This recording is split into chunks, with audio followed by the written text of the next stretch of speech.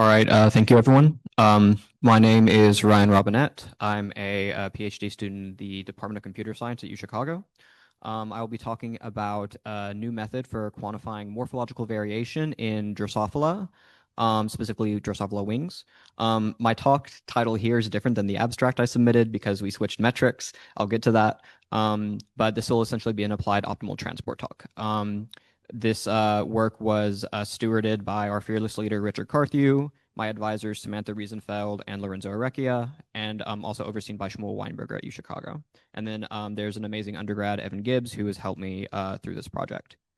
So I'm going to be focusing on the approach to learning morphology rather than not so much the biological implications that we've learned. I'm a computer scientist, not a biologist. I can't tell a pipette from a macrophage. So what do we want in an approach that characterizes morphological variation? Well, ideally, we'd have something that could emphasize continuous variation. So even though there are changes like my okay, you can sort of see my mouse. You have a bunch of SNPs labeled on the Drosophila wings on the left. Even though SNPs are very discrete things, short nucleotide polymorphisms, they can give a quasi-continuous change in phenotype. So there's a paper by Ray et al. Where they show a continuous deformation from a wild-type phenotype in the Drosophila wing to an uncommon phenotype, which is particularly optimal for fast flying. And you can get continuous changes in morphological space caused by discrete changes in the genome. An interesting thing that I learned of recently is hominid wrist bones. If you model a deformation of specifically the hamate bone here, you can actually use spherical harmonics of different hominid wrist bones, and you can reconstruct phylogenetic distance between hominid species, just using distances between the wrist bones using spherical harmonic embedding, which is fantastic. So we'd really like something that has continuous variation built in mind. And the reason we're doing this is not just so that we can learn the morphology, but learn how the morphology co-varies with biologically meaningful and environmental effects. So we would like the ability to detect and quantify new types of variation as opposed to relying on conventional modes of quantifying morphology. And we would like to be rigorously quantitative without sacrificing interpretability. As I said, we'd like to measure covariation with biological factors that we're interested in. And I'm sure there's a Drosophila expert in the audience who's going to ask, why do we need all this? We know what features we need to measure. Landmarks have given us a lot of information about variation morphology. And what I would say to that is there are some features that are only contextually relevant that are very easy to overlook if you're not doing an unsupervised feature selection. Another thing is that some features are so obvious and informative that they can overshadow other features that are contextually dominant. So a feature detection approach that would allow us to avoid both extremes is ideal. All right, so let's zoom in on some Drosophila wings. So Drosophila wing development is a very robust program. What do I mean by that? Well, we talked about how you can have variations in the wing where the wing gets longer, where it gets shorter at the distal tip, etc. But by and large, you're always going to have this number of longitudinal veins, this number of cross veins, and you're going to have these 12 dots, these landmarks, where the veins and the boundaries intersect. This pattern is going to be extremely consistent. It is really, really hard to break this pattern. You're basically breaking the fly at that point.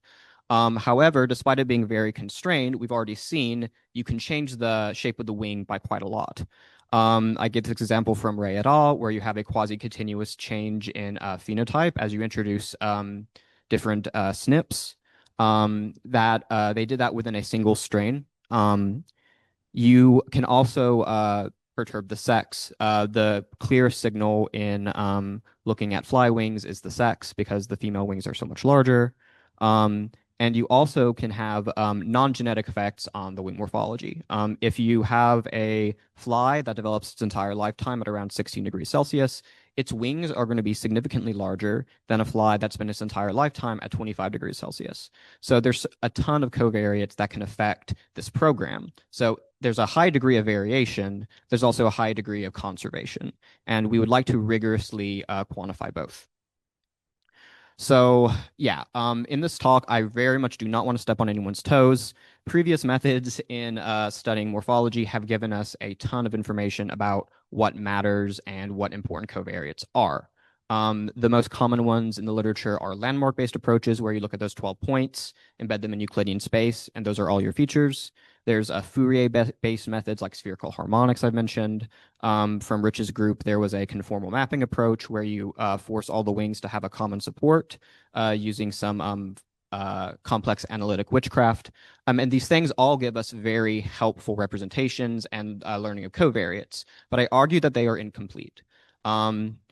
Because anything that is pixel-wise Euclidean geometric fails to give notions of paths of least resistance in the sense of biological plausibility, or axes of variations in important non-edge cases that I will motivate. And this boils it down to excessive reliance on a Euclidean geometric assumption. So the approach that I'm going to take is a manifold learning one. Manifold learning is my favorite buzz term. And we're going to specifically model things in the space of non-negative positive measures, or sorry, non-negative measures. So this is going to be an optimal transport talk. You're welcome. So let's first think about what we mean with a manifold. So a manifold is simply a space that looks like a surface or a hypersurface. It's something that is locally Euclidean. It is locally flat. And specifically, we're going to think of manifolds that are embedded into some very high dimensional space. So this is a two-dimensional surface, but it's embedded into a three-dimensional space, which is how we can visualize it. And on this abstract manifold, we're going to have these very real fly wings. And we're going to say that there's some deterministic embedding into this abstract manifold to where every plausible wing has a realization inside this abstract manifold. So these are three wings from the Ray et al. Example. And manifolds by construction are continuous spaces. And we want the paths in the manifold to correspond to quasi-continuous or actually continuous paths in the morphological space. So I suggested earlier, and the author suggested that this was a one parameter family of a morphological change, and we'd like to have a representation where that is actually captured. Now, that's a little bit hand wavy because to actualize a continuous curve in a manifold, I'd have to have infinitely many fly wings. Nobody has time for that. But we can abstractly do it using the fact that manifolds locally can be modeled by vector spaces by proxy of the tangent plane. You can think of the tangent plane just like the tangent line from calculus, but higher dimensional. So here I have wings A, B, and C, which belong to the manifold. And in the neighborhood of A, I can model B and C as vectors. So I can think of the wing B as action upon A by some vector V. And I can think of C as you applying that change twice. So notice that the zero vector is simply that really hard to see green loop around the wing. And then V, I give like a hand wavy idea of like, oh, you kind of elongate the wing to the right and you move the bottom part up a little bit and then do that twice again for C. That's very hand wavy, but that's sort of the idea that we're trying to get here, that in a manifold, you can locally model all transformations by some vector space. Yeah, so that's what we want to do. That's why we want to use a manifold for this. And what kind of manifold are we going to use specifically? Well, we're specifically going to focus on just veins, cross veins, and the boundary of the wing. If you take the unions of those as curves, you can get something called a non-negative measure on R2. You basically take the support of the points where the curves exist. And if you know anything about Wasserstein geometry, you specifically focus on probability measures, not general non-negative measures. This talk is not very mathematically rigorous. The idea is to get across the power of this approach for biological understanding. And I apologize to my math friends. So I want to talk very quickly about how the Euclidean geometric assumption forfeits important information that the Wasserstein geometric assumption always captures. So here we have a wing, very good, and we're going to zoom in and look at a specific crossvein. So I said that we're going to look at this as a non-negative measure, and we're going to specifically look at the points that are under the support of these little veins in the crossvein. So we can imagine a hypothetical deformation of this crossvein where we either move blue proximally towards the wing or red distally away, proximally towards the flybody or distally away from the flybody, right? And we can even do something that's biologically ridiculous, but have this huge purple bulge that's in the distal direction. Now we have these three sub captions of wings, a blue, a red, and a purple. And our intuition would have it that the purple is closer to the red than it is to the blue. That's a completely viable assumption. However, in Euclidean geometry, if you assume that you take the inner product where every pixel is a dimension, you have that the purple vein is as close to the red vein as it is to the blue, because the number of pixels that overlap between purple and red is the same as the number of pixels that overlap between purple and blue. So if you want to capture this very subtle movement of a vein, which actually is a subtle signal that we pick up on, and I'll show later in the talk, you cannot rely on something that's locally Euclidean, even if it relies on a spherical harmonic assumption. For time, should I aim for, should I shorten the talk to match the visual? You are amazing. I appreciate you. Okay. So we would like something that's Wasserstein geometric, not Euclidean geometric. Well, what is Wasserstein geometric? So I told you what we wanted to do. So we have these two wings, and we'd like to formalize a notion of distance between them that captures the continuous deformation bowing in. What we can do is we can have a one-to-one mapping from the original wing to the target wing. And here I've colored every pixel differently according to the rainbow. And if two pixels have the same color, that means they're mapped to each other. And I can compute distance by having some notion of displacement. The displacement could be just the Euclidean distance between pixels. It could be the squared Euclidean distance between pixels.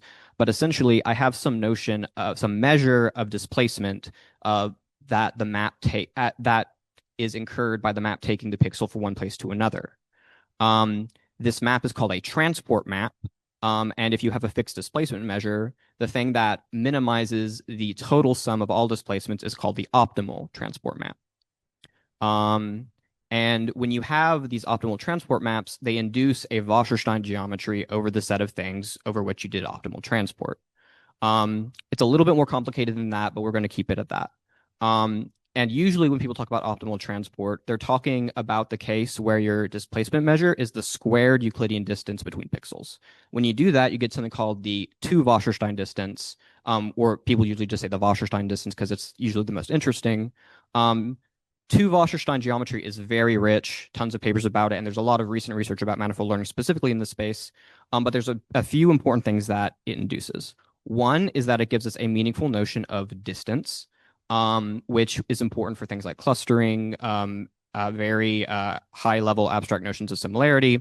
But it's also important because it gives us a local notion of inner products and vector spaces. If you have a transport map that takes you from wing A to wing B, or probability distribution A to probability distribution B, that transport map basically induces a unique vector in the tangent space, which allows you to formally define angles, direction, shortest paths. It's mathematically quite powerful if you can pull it off. All right. A little bit of terminology. We refer to the transport map that takes wing A to wing B as the logarithm of B at A. Why the word logarithm? Blame the French guy named Lie. I apologize. A lot of manifold theory was motivated by Lie groups, which has to do with a lot with matrix exponentials.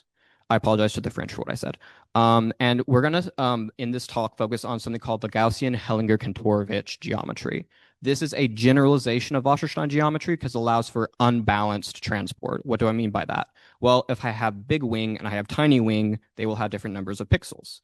We originally tried doing analysis where we computed logarithms between wings of different sizes. This is a terrible visualization, but you'll notice that the vector field, basically, eventually, all the measure concentrates to the wing hinge. And the reason it does that is because balanced optimal transport will always concentrate unduly to where you have concentrations of mass in a way that does not reflect actual biology. So everything that I motivated about Wasserstein geometry, you can kind of basically say it's true for GHK geometry as well. Throw stones at me after the talk, please. And originally we used Wasserstein-FisherRao instead of GHK, but GHK is a more natural generalization, and WFR, it's better studied, but it's used more in like what do you call it? Natural language processing. All right. So I'm going to very quickly fly through how we process the wings, and then I will show some results. This is not the interesting part, but it's what took up most of my time and Evan's time. We heard earlier today to imagine you were a fish, then we heard imagine you were a pathogen. Now imagine something even lower that you're a graduate student. This is what you do. So the first thing that we do is we want to take an image of a wing and we want to put it into a bitmap. That way we can think of it as a non-negative measure. We never found a perfect software for doing this. So we take an original wing, we would get a binary mask, and the binary mask usually had a lot of constructs that didn't exist on the actual wing. So then we had to do a ton of manual processing because we didn't have enough data to train a neural network to do it ourselves. And that is a lot of time that I spent watching Netflix in the background. Okay. So once we did that, you'll notice that the wing hinge is very messy after it was cleaned, which is unfortunate because there are landmarks that are near the hinge. But because we could not clean those up due to the edge detection software we were able to use, there's a certain region past which landmarks are unidentifiable. So we were constrained to only having 8 of the 12 canonical landmarks, but we found it was enough still for alignment. Yeah, so once we did that, we applied an edge thinning algorithm. That was step C. Step D, we did automated landmark detection because it would be horrible to have to manually put in these infinitesimally small intersections. What we did was we stole an idea from PCA. When you perform PCA in 2 dimensions, if you have something that's locally 2-dimensional, you're going to have 2 comparably sized eigenvalues. If you have 1 comparably sized eigenvalue, congratulations, that's linear regression. And it turns out that the 1 eigenvalue case corresponds to not having an intersection, and the 2 eigenvalue case corresponds to having an intersection. So we were able to actually detect intersections very, very well. But as you might notice, there's a lot of intersections we do not care about. And we were just able to use spectral graph embeddings to find a proximal distal axis. And once we had the proximal distal axis, found the skew using proximal distal projection, and we were automatically able to cut things off. So you're going to see a lot of wings that have variable cutoff. We did that because we did not want to manually do this for 1,500 wings. But we found that we still get really strong signal, which I'm about to get to, the juicy part. All right, yeah, we had like an abstract cutoff roughly around there. All right. So how do we analyze our data? So computing a GHK measure coupling, which is basically computing a GHK optimal transport between 2 wings, is extremely expensive. If we were to do it for all of our data, it would be tens of thousands of node hours. That's more carbon emissions than like, I don't know, Texas. And so instead, we created subsets of wings between size 150 and 250 that we thought were representative of phenomena we we're interested in. And so we would compute all pairwise logarithms for that subset. That would give us distances between wings and would give us logarithms between wings. And remember that logarithms formalize a notion of what it takes to go from wing A to wing B. So in this schematic here, which is actually computed, basically you have expansion of the wing going from base to target, and you have some movement of interior veins towards the gosh, what do you call it? Not the anterior, the posterior, the front part of the wing. And so, all right, so that's what the logarithm does abstractly, but it is usually interpretable. And this might seem like hand wavy, but it's very hard to quantify this. So, all right, let me think. Oh yeah. Okay. So our data for the fly wings span three main sources of variation: sex, strain, and developmental temperature. And to capture the all of these in concert, we created a subset called wide, very creative, with equal numbers of wings from each strain. We sampled wings uniformly from each strain, and we examined them from all covariates at the same time. One thing that's really nice is when you plot U maps of these based on the GHK distance metric, you have that males tend to cluster together and cold wings definitely cluster together. We had a very small number of cold wings, but what's really cool is that these were the signals that dominated our clustering. And this is great because these are the signals that humans are best able to identify. So we're sort of capturing the intuition with which a biologist is sort of addressing this, which is great. We don't want to refute really good intuition that's been gained from decades. Yeah, we validated this with cluster analysis, but we don't want to just recapitulate what we already know. So when we control for sex and developmental temperature, does strain actually show up as a signal? Previous methods have not been able to rigorously identify rules for cleanly discriminating between strains. You'll always find some landmark that is off in one case, so you don't have really definitive rules for discriminating between strains. And it would be great if we could find a quantitative way of doing that. So we created an all-female set called FEM from just the six largest strains. And these are all, yeah, female, all at the standard temperature. And they cluster very cleanly. One thing that was kind of disconcerting is that all the strains from 25XXX, they're all from North Carolina. So I thought that all the 25XXX strains were going to cluster together, but they did not. And it turns out that a lot of these have these strains that you can get from the Bloomington repository. They've been like in captivity for like 20 to 30 years. So like it seems like there's a lot of genetic drift that's going on. And so it'd be interesting if I could get my hands on data that's more recent. I'm not bitter. That was really interesting. And that's something I want to explore later. But one thing that's really cool is I would like to see if there's a way to rigorously quantify what it means to be in this outlier strain 25197. So what I did was I identified the medoid wing, that is the most central wing, and I wanted to see if I could, in the tangent space, get a support vector classifier to tell me what is the main logarithmic hyperplane, that is, in what direction do I move to get to 25197 in the average case. One thing that's really cool is that a linear SVC classifier gives us 100% classification rate even across like 5 crossfolds. So like this is really good at predicting what the strain is, which the landmark and the conformally mapped approaches did not get that close in accuracy at all. So we're really good at finding out what strain you are.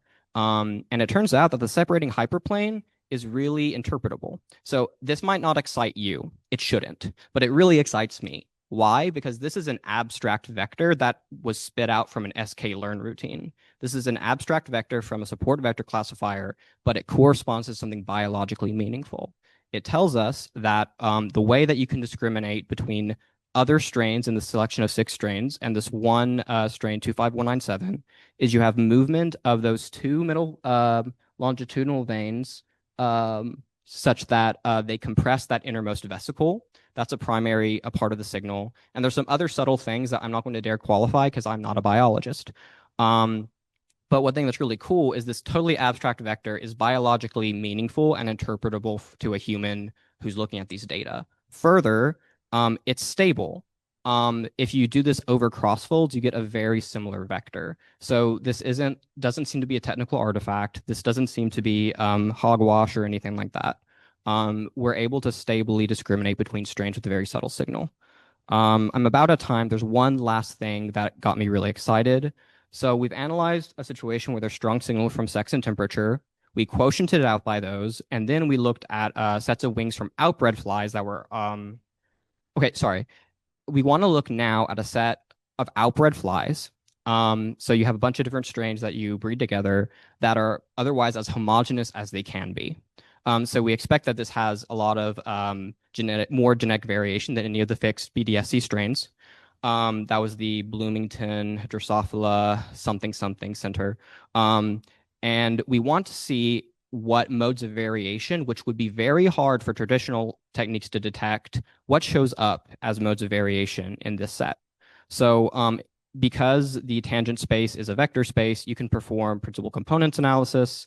And when you perform principal components analysis, you find that the top four loadings of the covariance matrix give you more than 70% of the variance.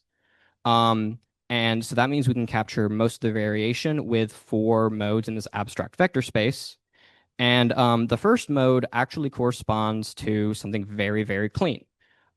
This shouldn't surprise you that this is the dominant mode of variation, but it should surprise you how cleanly and articulately the method was able to pick up on something that is clearly a change in wing size, which also matches, I've heard from Rich, something that you usually have equal balance of mass on that longitudinal vein where you don't have much vector transport.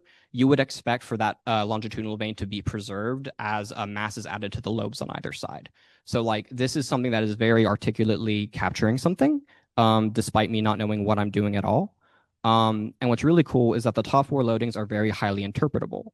And if you look at some of these loadings, specifically PC2 and, well, yeah, specifically PC2 and PC4, those look like changes that you would expect to see going from male to female and vice versa. They do not look like something that you would like to see in variation between flies that are all the same sex. So this shows that if you always assume that something specific is dominating your signal, you'll miss out on subtle bits of signal that are very important. I'm not a biologist. There was hand waving. I apologize. But I think that this approach can have meaningful impact to to morphological analyses in other species in a quantitative, interpretable way. I think that the GHK approach is particularly better than Wasserstein specifically, or like other unbalanced transports. Yeah, and I think we've captured something novel here, signal that was unable to be picked up previously. Looking forward, I'm wanting to formalize this as a Riemannian manifold structure to perform more meaningful biological analysis, because right now we're visually interpreting the vector loadings as opposed to using vector transports to compare them in a Riemannian robust way. But thank you for your patience. Many thanks to Evan, who's here. He was an amazing hand, and for these four mentors who have made this good project. Thank you.